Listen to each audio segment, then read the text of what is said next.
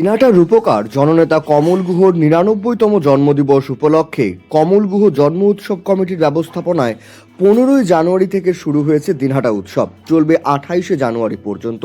আর এই মেলার ১৭ তারিখে সাংস্কৃতিক মঞ্চের সঞ্চালনার দায়িত্বে ছিলাম আমি। আজকের এই ব্লগটা সেই দিনেরই।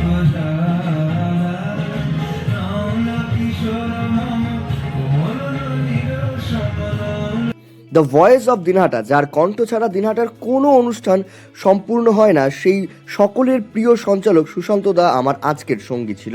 সত্যি কথা বলতে আমার তোমার সাথে কাজ করার অনেক দিন ধরে ইচ্ছে ছিল। Thank you. আমি তোমাকে ফোনে ওটা বলছিলাম, ফোনেও বলছিলে আর কি। যাই হোক, ভালো লাগলো, বেশ ভালো কাটলো ভাইয়ের সাথে। নাচ, গান, আবৃত্তি সব মিলিয়ে একটা ধামাকাদার সন্ধ্যা উপহার পেল দিনহাটা। এই মঞ্চে একে একে অনুষ্ঠান করবে এই সময়ের অন্যতম জনপ্রিয় শিল্পীরা, যার মধ্যে রয়েছে সোমলতা আচার্য, ঋতুপর্ণা সেনগুপ্ত, অভিজিৎ ভট্টাচার্যের মতো তারকারা।